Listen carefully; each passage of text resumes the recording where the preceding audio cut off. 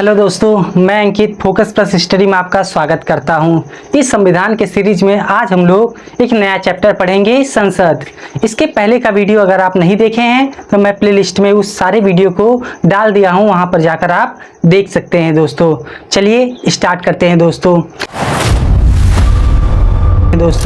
संसद के बारे में आज हम लोग पढ़ते हैं। आपको पता है दोस्तों कि हमारे देश में जो संसदीय व्यवस्था अपनाई गई है ये ब्रिटेन से अपनाया गया है। कहाँ से दोस्तों? हमारे देश में जो संसदीय व्यवस्था अपनाई गई है वो कहाँ से अपनाया गया है? तो ब्रिटेन से अपनाया गया है। और पूछा जाए कि संसद के कितने अंग होते हैं, तो संसद के 3 अंग होते हैं। एक होता है राष्ट्रपति, एक होता है लोकसभा, एक होता है राज्यसभा। संसद के कितने अंग होते हैं दोस्तों? तो संसद के 3 अंग होते हैं। एक होता है राष्ट्रपति, एक लोकसभा, एक राज्यसभा। अगर बात किया जाए कि संसद के कितने सदन होते हैं तो संसद के 2 सदन होते हैं, लोकसभा और राज्यसभा। राष्ट्रपति का वीडियो अगर आप नहीं देखे हैं तो आपको प्लेलिस्ट में मिल जाएगा, वहां पर आप देख सकते हैं। आज हम लोग संसद के बारे में कुछ देखेंगे, जिसमें लोकसभा और राज्यसभा के बारे में कुछ देखेंगे दोस्तों। लोकसभा की बात करें दोस्तों तो लोकसभा में टोटल 552 सीट थी। लोकसभा में टोटल कितनी सीट निर्धारित की गई है? 552। लोकसभा की संरचना, हम लोग लोकसभा की संरचना देखते हैं दोस्तों। लोकसभा की संरचना के बारे में देखते हैं। लोकसभा में कुल 552 सीट निर्धारित की गई है। कितनी? 552। कुल सीट कितनी निर्धारित की गई है? 552, जिसमें से 2 एंग्लो इंडियन भी इसमें जुड़े हैं। 2 एंग्लो इंडियन जुड़े हैं। लेकिन दोस्तों जो 104वां संविधान संशोधन था, 104वां संविधान संशोधन 2019, 104वां संविधान संशोधन 2019 में जो एंग्लो इंडियन का लोकसभा में सीट, जो दोस्तों एंग्लो इंडियन की सीट थी, 2 राष्ट्रपति महोदय द्वारा जो मनोनीत होते थे 2 सदस्य, उन्हें समाप्त कर दिया गया। जो एंग्लो इंडियन के 2 सदस्य राष्ट्रपति द्वारा मनोनीत होते थे उन सदस्यों को समाप्त कर दिया गया। अर्थात ये कहा गया कि अब लोकसभा में राष्ट्रपति महोदय एंग्लो इंडियन को मनोनीत नहीं कर सकते। ये किस संविधान संशोधन में कहा गया? 104वें संविधान संशोधन 2019 में। तो अब जब 2 सीट इसमें से निकल गई दोस्तों, तो अब सीट कितनी बची? 550। 550। अगर पूछा जाए कुल कितनी निर्धारित सीट है? 550। लेकिन दोस्तों अगर आप ध्यान देंगे तो 84वें संविधान संशोधन 2001 में, 84वां संविधान संशोधन 2001 में ये कहा गया था कि लोकसभा की जो सीट है वो 2026 तक क्या कर दी गई है? निश्चित कर दी गई है। जो लोकसभा की सीट है 2026 तक निश्चित की गई, इसमें कोई भी परिवर्तन नहीं हो सकता। अर्थात इसमें भी कोई भी प्लस माइनस नहीं हो सकता। लेकिन यहाँ पर अगर आप देखेंगे तो 104वें संविधान संशोधन में ये कहा गया है कि राष्ट्रपति अब 2 लोकसभा के सदस्य को मनोनीत नहीं करेंगे। इस कंडीशन में अगर क्वेश्चन आ जाएगा तो आप 552 ही टिक करिएगा दोस्तों, क्योंकि ये अभी 2026 के बाद चेंज इसमें हो सकता है, मतलब होगा। ये कहा गया है कि 2026 तक ये सीट पूरा निश्चित रहेगी दोस्तों। ठीक है, अब बात करते हैं, अगर लोकसभा में टोटल 550 सदस्य हैं, 550 सदस्य हैं दोस्तों, जिसमें राज्यों से कितने सदस्य आते हैं और केंद्र शासित प्रदेश से कितने सदस्य आते हैं। कुल सदस्य तो 550 निर्धारित की गई है, लेकिन वर्तमान में कुल कितने सदस्य हैं? वर्तमान में अगर सदस्यों की बात किया जाए दोस्तों तो 543 सदस्य हैं। कितने सदस्य हैं दोस्तों? 543 सदस्य। 543 सदस्य हैं, जिसमें से जो राज्य से 224 सदस्य लोकसभा के सदस्य हैं। और यूटी की बात किया जाए, जिसमें केंद्र शासित प्रदेश जिसे कहा जाता है, वहां से 19 सदस्य हैं। अगर वर्तमान में कुल लोकसभा में कितने सीट हैं? तो 543। राज्य की बात किया जाए तो 224, केंद्र शासित प्रदेश की बात किया जाए तो 19 सदस्य लोकसभा में हैं। अब दोस्तों हम लोग आते हैं लोकसभा के सदस्य बनने के लिए आपको कितना एज चाहिए। अगर आपको लोकसभा का इलेक्शन पहली बात तो प्रत्यक्ष रूप से होता है, अर्थात लोकसभा के जो सदस्य हैं वो डायरेक्ट जनता उन्हें चुनती है। लोकसभा के जो सदस्य जनता अपने प्रतिनिधित्व का खुद चयन करती है। किस जनता अपने प्रतिनिधित्व का खुद चयन करती है। जो जिस भी प्रतिनिधित्व को अगर जनता द्वारा जो चुने जाते हैं उन्हें कहा जाता है प्रत्यक्ष रूप। लेकिन जो जनता जिस प्रतिनिधित्व को वोट देती चुनती है उन प्रतिनिधित्व द्वारा अगर किसी और को चुना जाता है उसे कहा जाता है अप्रत्यक्ष रूप से। जैसे राष्ट्रपति का चुनाव अप्रत्यक्ष रूप से होता है, लेकिन लोकसभा के सदस्यों का चुनाव हम लोग प्रत्यक्ष रूप से करते हैं। जो जनता सीधे अपने प्रतिनिधित्व को चुनती है वो प्रत्यक्ष रूप कहा जाता है। लोकसभा के सदस्य की बात करें दोस्तों, तो लोकसभा के सदस्य बनने के लिए आपको मिनिमम एज कितना चाहिए, तो मिनिमम एज दोस्तों 25 ईयर्स होना चाहिए। लोकसभा के सदस्य बनने के लिए आपको मिनिमम एज कम से कम 25 वर्ष आयु पूरी होनी चाहिए। और बात किया जाए मैक्सिमम एज कितनी हो सकती है, तो इसकी नो लिमिट, अर्थात कुछ भी निर्धारित नहीं है। आप चाहे 70 ईयर के हैं तब भी लोकसभा के सदस्य चुने जा सकते हैं, आप 100 ईयर के हैं तब भी, 110 ईयर के हैं तब भी, लेकिन मिनिमम एज आपका 25 एज होना चाहिए दोस्तों। अब हम लोग आते हैं कुछ इसके और पॉइंट देखते हैं।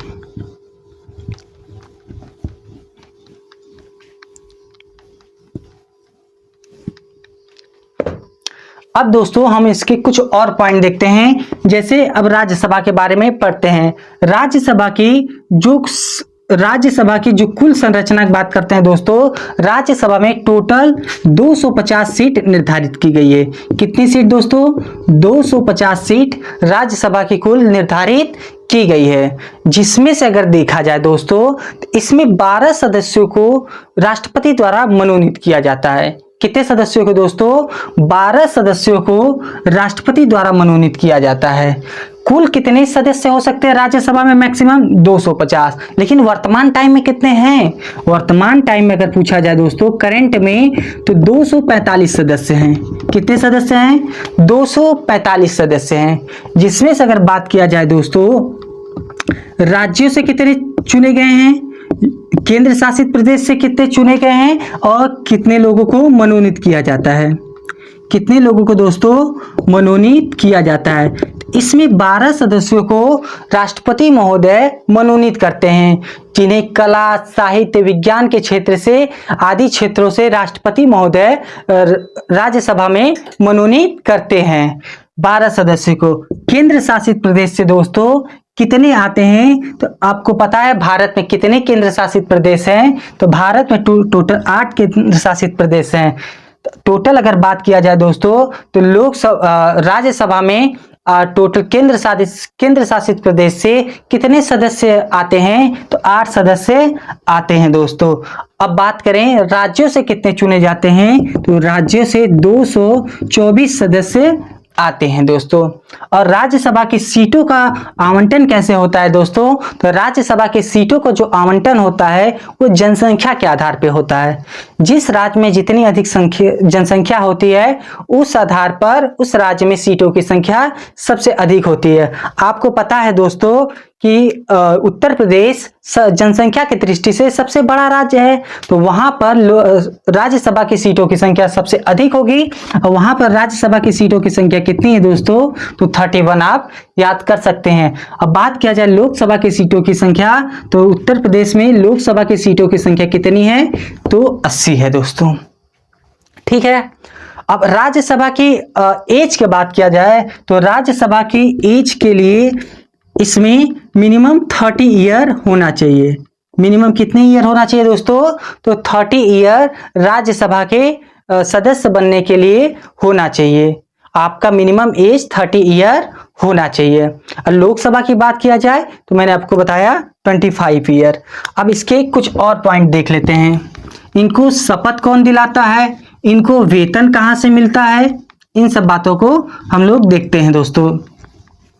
शपथ की बात किया जाए, शपथ की बात किया जाए दोस्तों, तो लोकसभा के जो सदस्य होते हैं उनको शपथ तो राष्ट्रपति ही दिलाते हैं। जैसे जो लोकसभा के सदस्य या राज्यसभा के सदस्य मंत्री बनते हैं तो उनको शपथ राष्ट्रपति दिलाते हैं, लेकिन लोकसभा या राज्यसभा के जो अन्य सदस्य होते हैं, लोकसभा या राज्यसभा के जो अन्य सदस्य होते हैं दोस्तों, तो राष्ट्रपति यह निर्धारित करते हैं कि लोकसभा के कोई अन्य सदस्य या सबसे उम्र दराज सदस्य ही लोकसभा के सदस्यों को शपथ दिलाते हैं, या शपथ जिनको राष्ट्रपति कहते हैं। लोकसभा के सदस्यों में से सबसे जो एजेड सदस्य रहता है उन सदस्यों को कहते हैं कि वह व्यक्ति ही पूरे लोकसभा के सदस्यों को शपथ दिलाते हैं। लोकसभा के अध्यक्ष और उपाध्यक्ष कैसे चुने जाते हैं दोस्तों, तो लोकसभा के सदस्यों के द्वारा ही एक उसमें से अध्यक्ष और उपाध्यक्ष को चुना जाता है। अब हम लोग आते हैं इनके वेतन और भत्ते देखते हैं दोस्तों। तो इनको वेतन जो मिलता है तो वो संसद द्वारा समय समय पर निर्धारित होता है। लोकसभा और राज्यसभा के जो सदस्य होते हैं इनको वेतन समय समय पर संसद द्वारा निर्धारित होता है, अर्थात इनको वेतन कहां से प्राप्त होता है, ये संसद द्वारा निर्धारित होता है दोस्तों। अब हम लोग कुछ और पॉइंट देख लेते हैं कि सदन की दोहरी सदस्यता क्या होता है। सदन की दोहरी सदस्यता क्या होता है दोस्तों, जैसे कोई भी आप देखे होंगे कि सदस्य ऐसा व्यक्ति होता है जो लोकसभा और राज्यसभा दोनों से चुनकर आते हैं या दोनों से चुनाव लड़ते हैं और वह चुनाव को क्या करते हैं, जीत जाते हैं। तो इस कंडीशन में क्या वह लोकसभा राज्यसभा दोनों की सदस्यता ग्रहण कर सकते हैं? बिल्कुल नहीं। उन्हें ये 10 दिनों के अंदर निर्वाचन आयुक्त को ये बताना पड़ेगा कि वह किस सदन की सदस्यता ग्रहण करेंगे। कोई व्यक्ति अगर लोकसभा और राज्यसभा दोनों से चुनाव लड़ता है और वह दोनों से चुनाव जीत जाते हैं तो उन्हें 10 दिनों के भीतर निर्वाचन आयुक्त को ये बताना पड़ता है कि वो किस सदन की सदस्यता ग्रहण करेंगे। या तो एक कंडीशन और बन सकता है दोस्तों, जैसे कोई व्यक्ति लोकसभा का सदस्य है और फिर वह राज्यसभा में जाना चाहता है। लोकसभा का कोई व्यक्ति है उसमें से राज्यसभा के सदन में वो जाना चाहता है, तो जब वो राज्यसभा का चुनाव लड़ता है और उस चुनाव को वो जीत जाता है तो वो लोकसभा सदस्य वो राज्यसभा में जाना चाहता है, तो वो राज्यसभा का चुनाव जीतने के बाद दोस्तों जब वो इस सदन की सदस्यता ग्रहण कर लेता है तो लोकसभा का वो व्यक्ति लोकसभा की सदस्यता खो देता है, अर्थात वह लोकसभा की सदस्यता उसकी समाप्त हो जाती है। अगर कोई व्यक्ति राज्यसभा का सदस्य है और वह लोकसभा का इलेक्शन लड़ता है, लोकसभा का इलेक्शन चुनाव लड़ता है और वह चुनाव को जीत जाता है और वह लोकसभा में चला जाता है, तो तब उस कंडीशन में क्या होता है, उसकी राज्यसभा की सदस्यता समाप्त हो जाती है दोस्तों। पहली कंडीशन मैंने क्या बताया कि अगर कोई व्यक्ति लोकसभा और राज्यसभा दोनों की इलेक्शन लड़ता है, दोनों जगह से अगर चुनाव जीत जाता है उसे 10 दिनों के भीतर निर्वाचन आयुक्त को बताना पड़ेगा। सेकेंड कंडीशन मैंने बताया कोई व्यक्ति लोकसभा से राज्यसभा में जाता है तो उसकी लोकसभा की सदस्यता समाप्त हो जाएगी।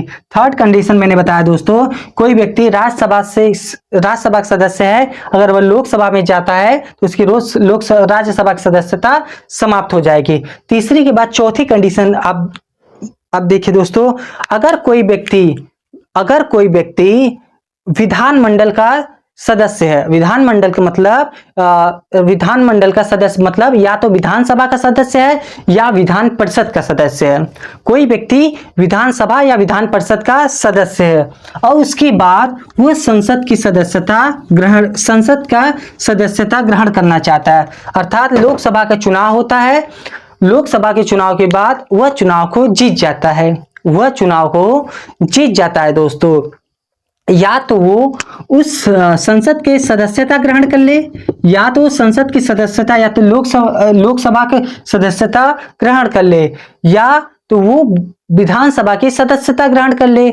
इस कंडीशन में उस व्यक्ति के ऊपर ये डिपेंड करता है कि वो 14 दिन के भीतर निर्वाचन आयुक्त को ये बताए कि वो किस सदन की सदस्यता ग्रहण करेगा, विधानसभा की कि लोकसभा की। अगर वह नहीं बताता है तो इस कंडीशन में संसद की सदस्यता उसकी समाप्त हो जाती है और विधानसभा का सदस्य वह बन जाता है। फिर से समझते हैं दोस्तों, अगर कोई व्यक्ति विधानसभा का सदस्य है, जैसे आप विधानसभा के विधायक हैं, फिर लोकसभा का चुनाव होता है, लोकसभा के चुनाव के बाद आप बन जाते हैं सांसद, आप विधायक हैं, लोकसभा का चुनाव होता है, आप चुनाव को जीत जाते हैं। उस कंडीशन में या तो आप सांसद का पद ग्रहण कीजिए, या तो आप विधायक बने रहिए, या तो निर्वाचन आयुक्त को 14 दिन के अंदर आपको बताना पड़ेगा कि मैं सांसद का पद ग्रहण करूंगा कि विधायक का, 14 दिन के भीतर। अगर आप 14 दिन के भीतर नहीं बताएंगे तो आपको जो संसद के सदस्य अर्थात आप सांसद का पद जो जीते हैं वो समाप्त हो जाएगा, आप विधायक के पद पर बने रहेंगे। दोस्तों उम्मीद करता हूं आपको समझ में आ गया होगा। अब हम लोग आते हैं इसके कुछ और पॉइंट देख लेते हैं। दोस्तों अब मैंने आपको बताया था कि एक होता है विधानमंडल। क्या होता है दोस्तों? विधानमंडल, इसके भी 3 पार्ट होते हैं। एक होता है राज्यपाल, एक होता है विधानसभा, एक होता है विधान परिषद। दोस्तों ठीक जैसे संसद होता है राज्य स्तर पर, वैसे क्या होता है विधानमंडल। जैसे संसद होता है वैसे राज्य स्तर पर क्या होता है विधानमंडल। इसमें भी राज्यपाल होते हैं, वहां पर राष्ट्रपति होते हैं। इसमें विधानसभा होता है, वहां पर लोकसभा होता है। इसमें विधान परिषद होता है, उसमें राज्यसभा होता है। लेकिन ये जरूरी नहीं है दोस्तों कि हर एक राज्य में विधान परिषद होनी ही चाहिए। ये राज्य के ऊपर डिपेंड करता है।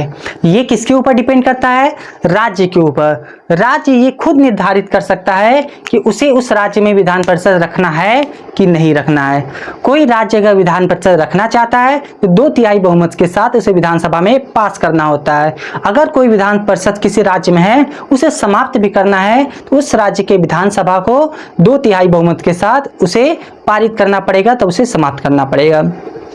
अगर विधानसभा की बात करें दोस्तों, तो विधानसभा में टोटल जो मैक्सिमम सीट है दोस्तों, ये कितनी है? टोटल जो मैक्सिमम सीट, इसमें भी जनसंख्या के आधार पर निर्धारित किया जाता है। और उत्तर प्रदेश वह राज्य है जहां पर विधानसभा की सीटों की संख्या सबसे अधिक 403 है। दोस्तों ऐसे आप ऑब्जेक्टिव के तौर पर हर एक राज्य का अलग अलग याद कर सकते हैं। अगर विधानसभा की बात करें दोस्तों, तो विधानसभा की बात करें तो इसमें भी अगर मिनिमम एज जो है तो वो कितना होना चाहिए? 25। कितना होना चाहिए? 25। मैक्सिमम एज की बात किया जाए तो मैक्सिमम एज नो लिमिट, इसकी कोई सीमा नहीं है। दोस्तों मैं एक संसद का मोटे तौर पे ये बताया हूँ। दोस्तों इसको इंडिविजुअल चैप्टर वाइज हम लोग नेक्स्ट वीडियो में सारा पढ़ेंगे। क्या होता है राज्यसभा, क्या होता है लोकसभा, इन सारी बातों का आगे पढ़ेंगे। दोस्तों विधानसभा, विधान परिषद, इन सारे चैप्टर को अलग अलग समझेंगे दोस्तों, तो और अच्छे से समझ में आ जाएगा। उम्मीद करता हूं दोस्तों ये आपको समझ में आया होगा। फिर भी अगर कोई डाउट रहता है तो आप कमेंट सेक्शन में जरूर लिखिएगा, जरूर बताइएगा। मैं पूरा जितना हो सकेगा उतना सॉल्व करने का प्रयास करूंगा। कोई डाउट होगा तो कमेंट सेक्शन में जरूर लिखिएगा। अगर वीडियो अच्छा लगा होगा दोस्तों तो इसे लाइक शेयर सब्सक्राइब जरूर कीजिएगा। मिलेंगे नेक्स्ट वीडियो में। धन्यवाद दोस्तों।